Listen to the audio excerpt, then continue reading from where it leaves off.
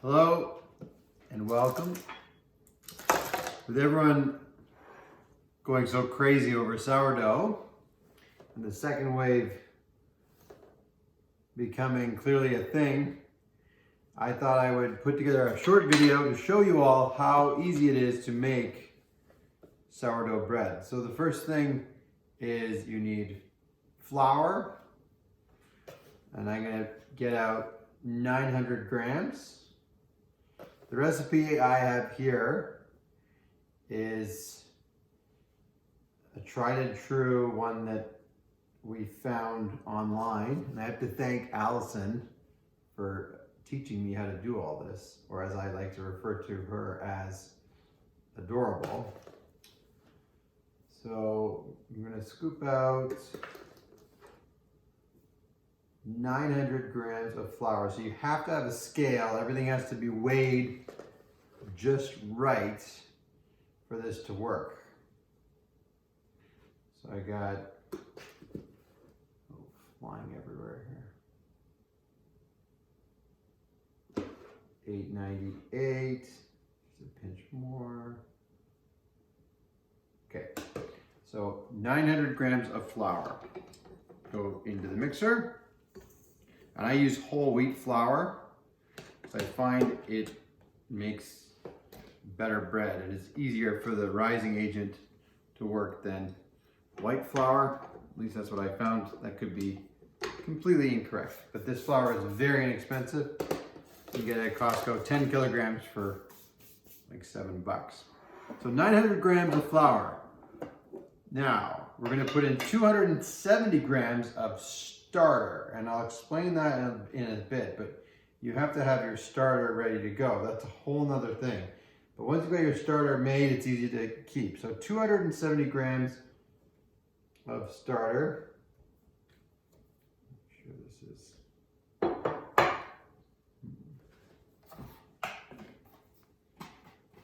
a scale that's not always cooperative. So I have to basically reset it. Okay.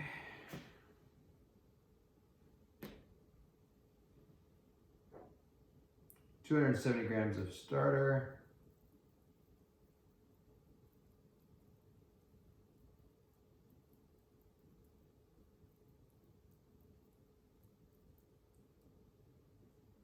Okay, I'm a little bit over, but I think that's okay.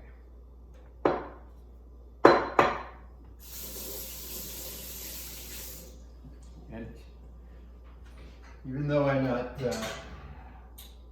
as prepared as others may be in these types of videos, my video is going to be short and to the point and hopefully useful for those of you who want to make bread easily without all these distractions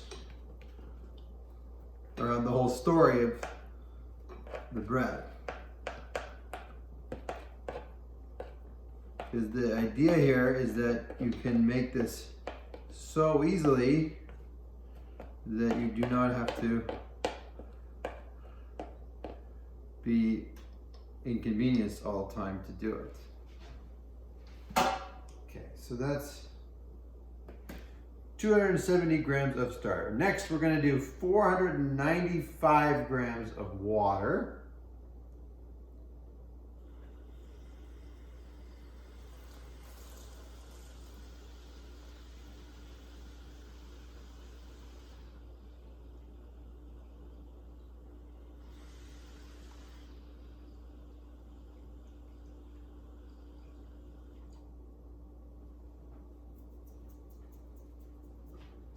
Went a little bit over. That is okay. So I'll take some out.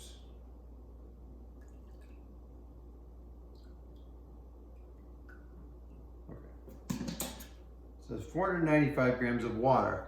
But I'm also, before I put the water in, I'm going to reset my scale. And I'm going to add to the water 90 grams of milk.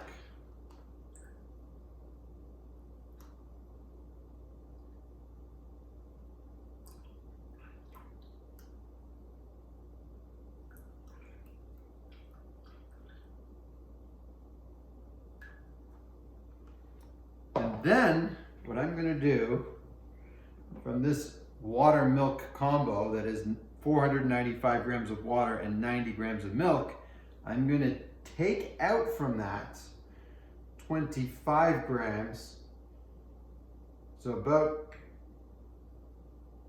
that much. You don't have to be too precise with that, but you subtract it off, take off about 25 grams. Looks like roughly 2 or 3 tablespoons. So just take some of that and you're gonna save that, okay? Keep that back pocket. So we'll put that in, the water milk combo, and I've put it all into a mixer. If you don't have a mixer, well, it's a lot of work to mix these ingredients together. I would advise that you get a mixer with a dough hook, or be prepared to work hard at it, or maybe you just go to the bakery. But I think it's worth it to have a mixer with a dough hook if you want to do this. I think it's worth doing. So then I'm going to turn this on, and I'm going to mix it until it's all incorporated. Right now I've just had it on the lowest setting, around.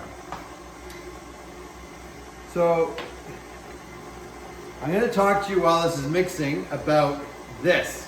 This is the starter.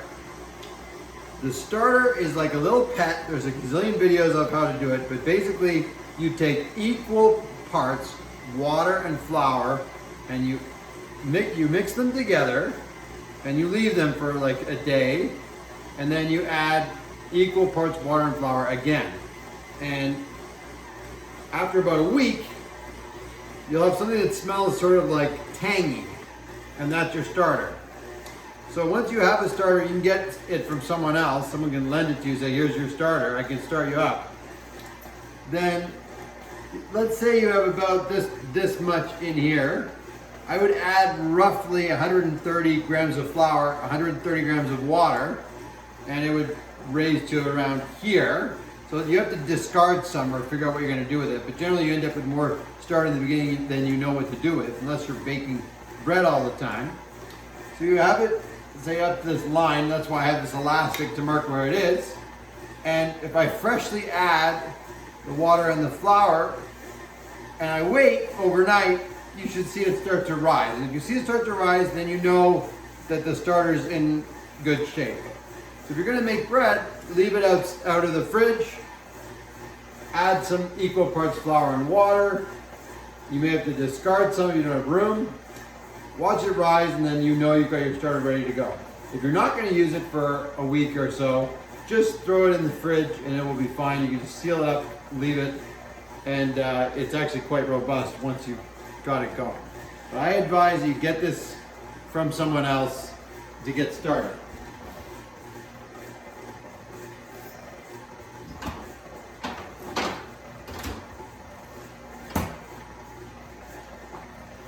So it's still mixing in there. It's going to take probably a couple more minutes to finish mixing. If you're doing it by hand, it's probably a similar amount of time. It's quite a bit of work.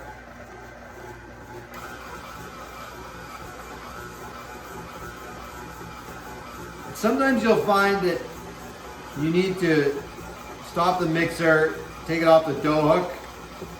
In the beginning, not usually, but later on, when we mix it again, we may see that that's necessary.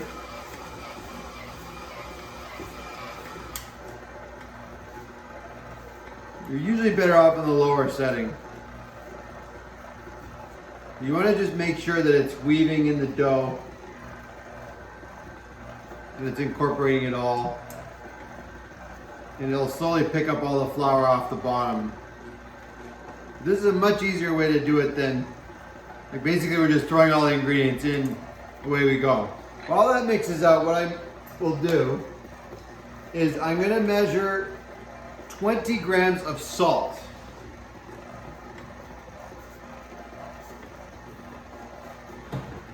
We're going to add the salt and this milk water mixture that I reserved. We're going to add that in after we let this dough sit for 30 minutes. But I might as well prep it now. So I'm going to prep 20 grams of salt. So I've got that there. And this will actually make 2 good-sized loaves of sourdough bread.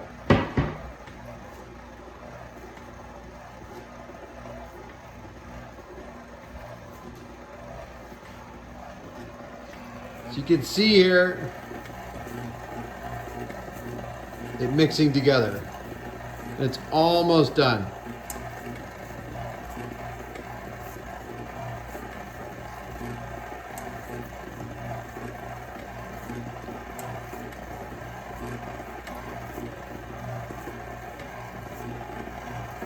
What's nice about this recipe is that it's not too wet, so it's fairly easy to work with. It's almost come perfectly together there.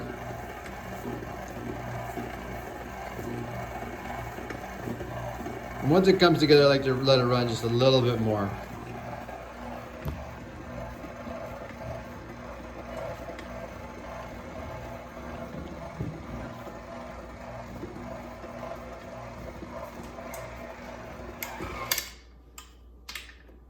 So now I'll take this, lift it up, slide it off the dough hook.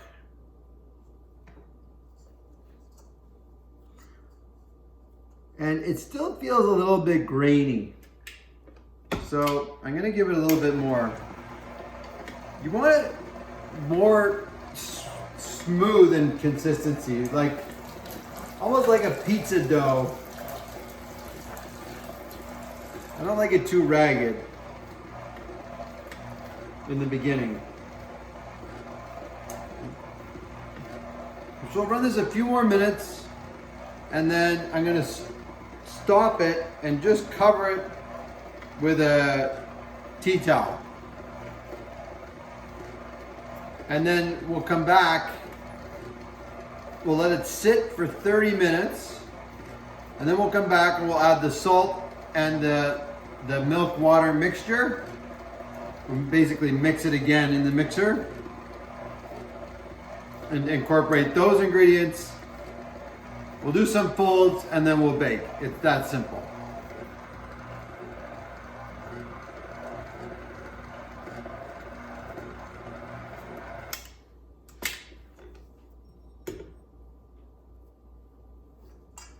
Just like that, and boom. Let it sit for 30 minutes, set your timer. And we're back. So it's been about 30 minutes and the dough has just been left to sit. It looks like it's already started to rise a little bit. And so now all we're gonna do, I like to push it a little bit just to build some grooves into the top. We're gonna add the salt and then this reserved water and milk liquid combo. I like to put in the grooves so that it can more easily mix in. And we will give it a mix.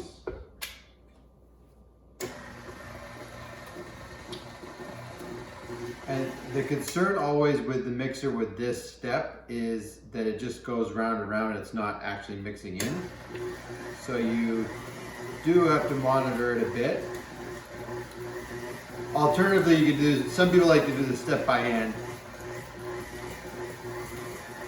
This is called some name of it. But anyways, the important thing is that we waited 30 minutes, no longer. You can't wait too much longer. So you do that initial mix and then wait 30 minutes and then you're gonna add in your salt and your reserved water milk. You see what I'm doing now is I'm actually gonna take it off the hook, then place the hook back in. I'm gonna do this a few times until basically all that additional liquid needs to come be incorporated into the dough. And so with the liquid on the outside of it, it tends to just spin around and around a bit.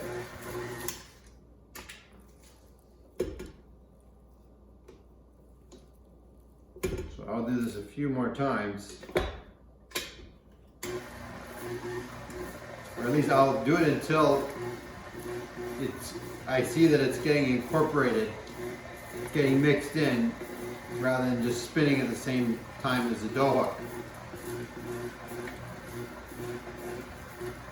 And you'll know it's mixed when the outside's a little bit more dry. Similar consistency to the beginning, but obviously it's a little bit wetter than it was in the beginning because you've added that additional liquid. The other thing you can do at this juncture, at this step,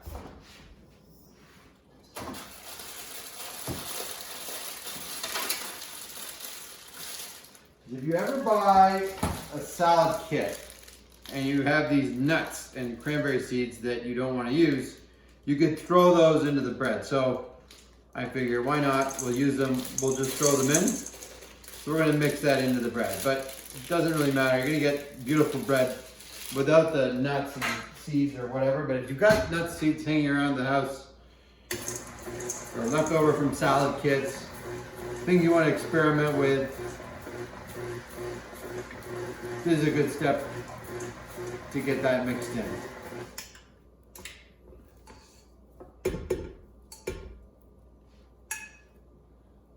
So this will be a cranberry sunflower seed sourdough.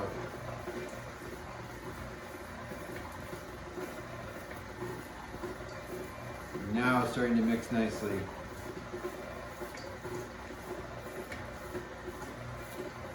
This is why those ratios are so important. So many of the other recipes online I find are just too difficult to work with, because they get too wet and then it's just difficult to move the dough around. And you can see it's not really much work for me. I mean, normally I could just go and do other things while this mixes. So it probably takes about, I guess, 3 to 5 minutes to get it all worked in. And you see it as it goes, it starts to almost come together again.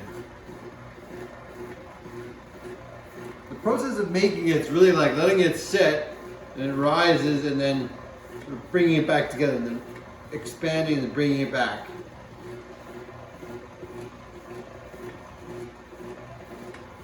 Take a look here.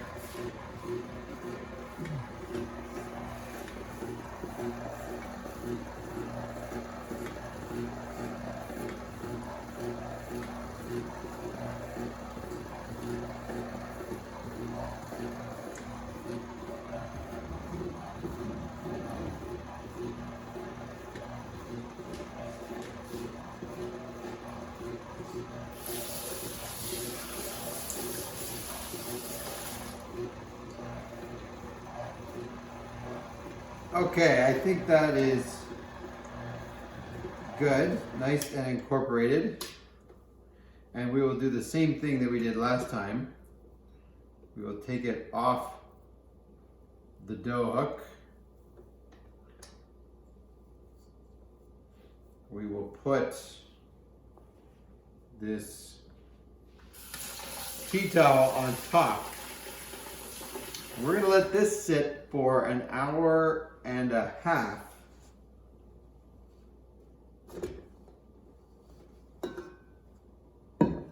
Actually, no, I lied. We're going to let it sit for an hour. It doesn't really matter. Hour, hour and a half. At this point, it doesn't hugely matter the time. That first step, that 30 minutes and then adding, that's important. But now, we'll let it sit for an hour. We'll come back. We'll take it out, and then we're going to start working with our hands. And this is going to yield 2 loaves. We're actually going to split it up and make 2 loaves. But we don't need our mixer anymore. So if you wanted to even take it out, put it on the counter, you can do that. We're going to let it sit for an hour.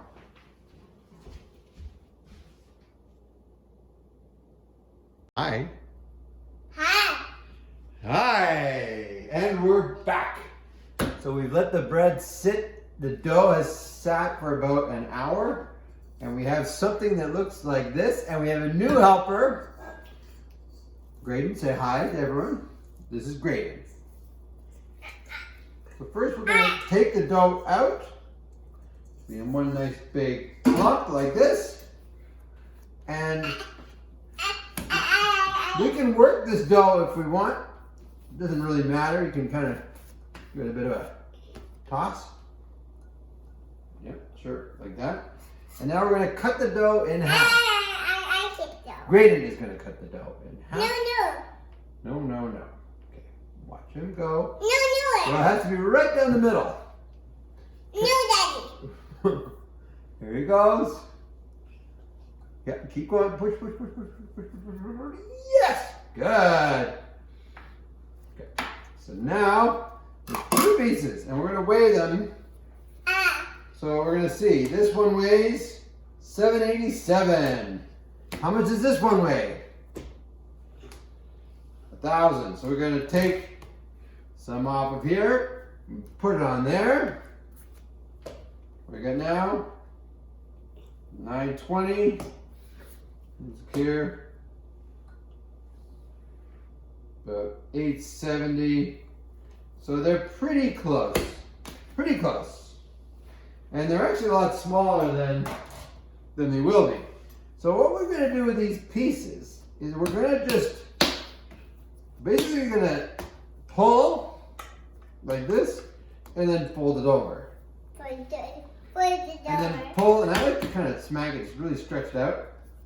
Fold it over. Keep that out. Right, that's cranberry. You can leave those in those for the bread. We're doing cranberry bread today, great.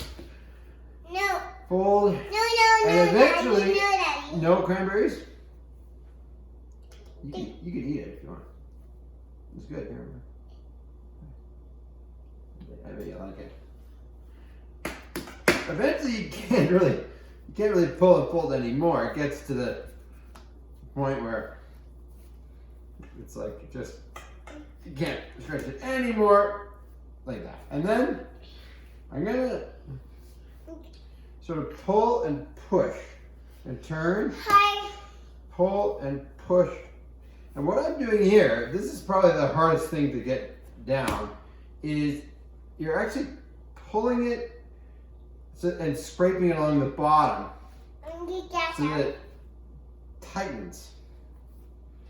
So it's kind of like this. And rotating as I do that. That up here like this. So it's like, almost need this in slow motion here. Let's scrape towards, turn, push. Basically just, Hi. yeah, so as I do it, it's tucking underneath. And you end up with something that looks like that. So let's do that as showing that again here. I'm gonna stretch here like this. Really stretch here like this. Ooh. Stretch again. So I get one more in, one more, just barely pulls, fold. Okay, and then now, just gonna work it in, and as I go, I'm tucking it in underneath. Sometimes you do it with these things underneath. I don't find that helpful, but you can just, I don't think you need that. We're just gonna do it like this with our hands. So I'm just sweeping underneath, push, sweeping underneath, pull.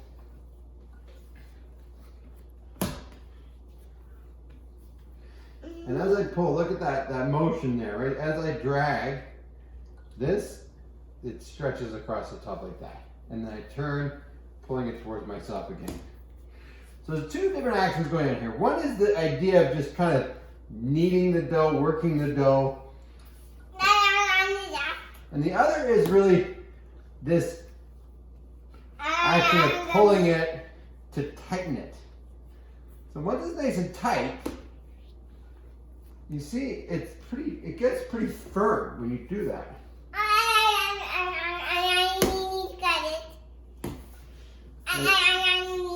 And so this one, Grady sort of messed up. So it's loose, so I'm going to pull it and fold it. You pull it and fold it. And now I'm going to work it and stretch it towards you, stretching. That's extra stretch. Once it's Nice and firm. And so this one, let me see here. This one's a bit. And this one. If it feels loose, if it feels like it's a little bit loose, get a nice stretch in and fold it over. Give it a good, pull it out like this until it fold it over and pull it out again until you can't really pull it anymore. And then it's all come together. And then just give it a good little squeezing like this. So I'm doing two things here. I'm kneading it, but I'm also pulling it towards me, And it's getting tighter, it's getting tighter. Look at that. Look how easy and quick that is. Now these ones, this is the first time we're gonna do this at least one more time. You can do this a couple of times. You wait about an hour and a half now, and then you basically do this. You're gonna let these sit. You put the cloth over top. You let them sit for about, hey. Well, that's it, we're done. We're done. So we're gonna let it sit for an hour and a half. We'll do the same thing again in an hour and a half, and then you can do the same thing again in an hour and a half. And then you can bake. Or what you can do is you can actually just throw these right in the fridge and they'll rise overnight. And then you're gonna basically get it back into this shape because it will start to loosen and then you bake. That's it. Say bye-bye to everyone. Bye-bye.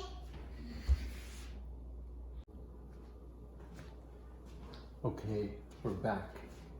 We're ready to do our first flip. These have been sitting for about an hour. These have actually maybe a bit longer than an hour and a half, actually. A bit longer than an hour and a half. Can't be too loud. It's great. It's asleep right now. I'm gonna take off my sweater so I don't get dough all over my sleeves. So you see these have loosened up a bit, and I'm just gonna do the exact same thing I did before. So just gonna pull it out, pull, and fold, and then pull, fold. I can almost slap it just to stretch it out, there, and fold. And now it's the same motion. Where I'm basically doing these two motions at the same time. I'm stretching it like this, sliding along the bottom, and then I'm kneading it as I do that.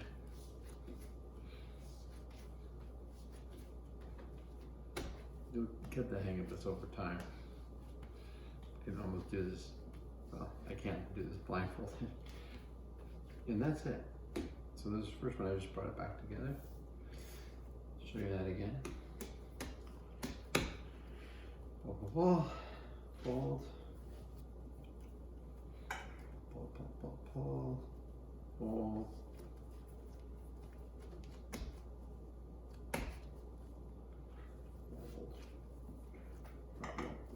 Last fold's gonna be down there, okay? And think of it when you're kneading it, that you're working out all those creases. You're just evening out those creases, and then I'm pulling it in, bring it back together, like that. But this is not too long that this needs to be done. And that's it. So we have these two little balls, and they're pretty firm now. See if I poke it, it bounces right back up. I'm gonna put one of these in the fridge and I'll bake it 3 days or so. And the other one, we'll let it sit for another hour and a half, and then we'll bake.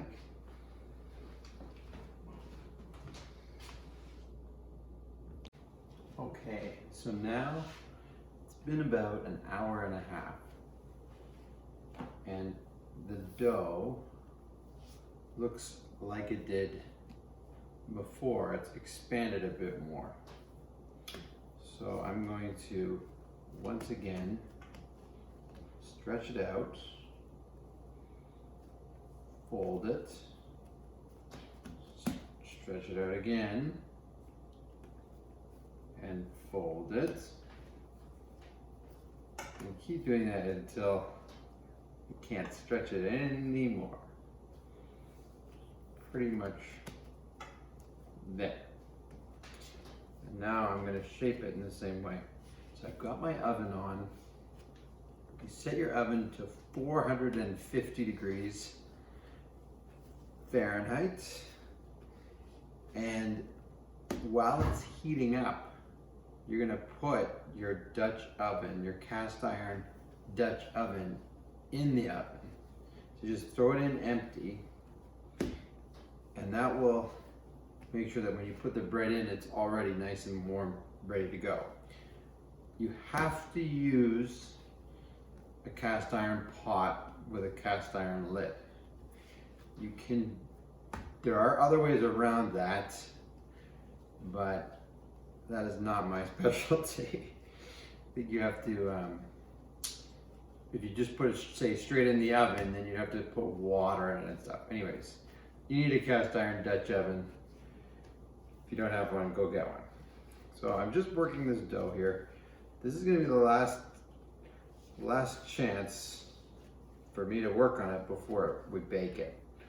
And in this stage, I really want to make sure that not only am I tightening the dough by pulling it towards me, but holding this end here and pulling it. You see, as I pull it, it starts to come up, and I just tilt it so I keep turning it evenly. Not only am I doing that, but I'm also kneading it. And the reason why I'm kneading it a little bit is to get out any folds that came from when I was doing that stretching. If you don't get out the folds, then when the bread comes out, it will have sort of like not thick, but little lines in it that they just don't look great. It's not that they taste that bad, but anyways, you want a nice even bread. So make sure not only do I pull it, slide it across the counter to bring it up, but that I knead it as I go. If I look at the bottom here, look, there's no lines or anything. So let's see, the oven's at 310 right now. So I'm going to show you how to do the scoring. Normally what I'll do, you take a piece of parchment paper, I'll put that on top of the cast iron, and then I'll place the dough on top of the parchment paper, score the dough, throw on the lid, throw it in the oven. I'm going to do the scoring here so you can see the scoring. Seems like it's very simple.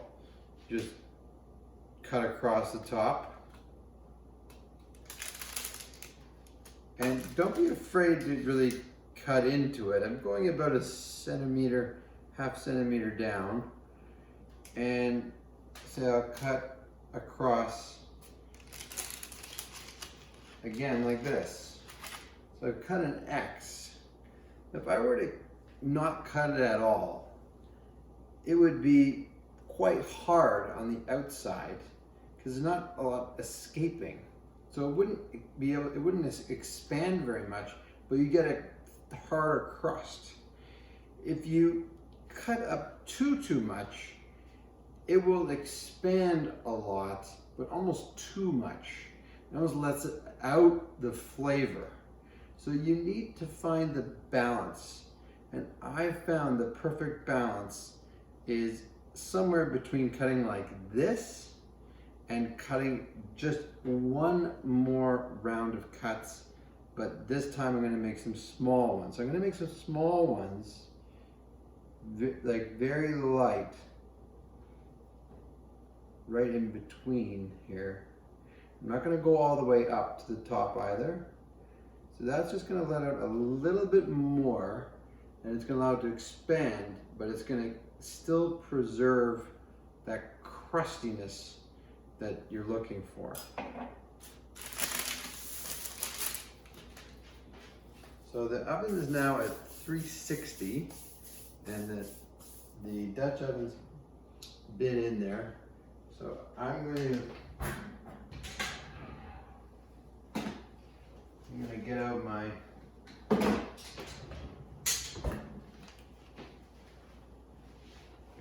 doggy oven mitts. Take this out.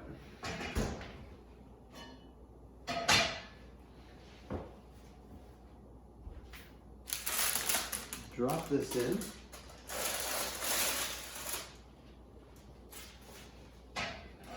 Put on the lid. And you're not going to have, it's not going to be a perfect seal. It doesn't have to be absolutely perfect, but put that lid on there.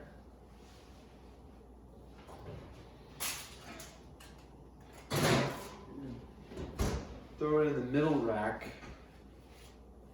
So it's easy to remember. 450 for 45 minutes. That seems to be the perfect amount of time. 450, 45 minutes, and we'll check back in 45 minutes and see how we did. It's time now for the moment of truth. Let's get out the doggy mitts. It's been about 45 minutes. I really hope this works.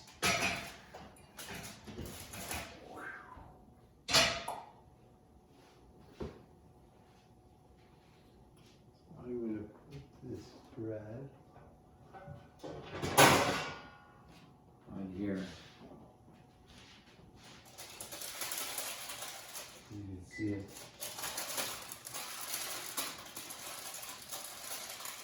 See what we've got here.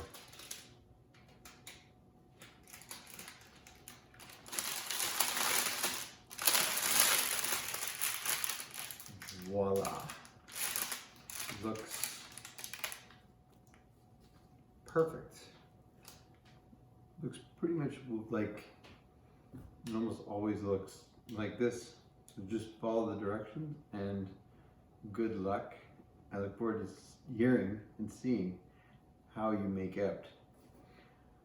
So the last thing you need to know is that this needs to sit. You see I've got it on a grill. You can just put it on your, something that allows air to get underneath it is nice, but it's not a huge deal. But it needs to sit for about 4 hours, they say. Usually I'll let it sit here for, it's fairly late right now, but ideally let it sit for 4 hours, let it completely cool, and then when you slice it, actually it works better to just use a sharp chef's knife.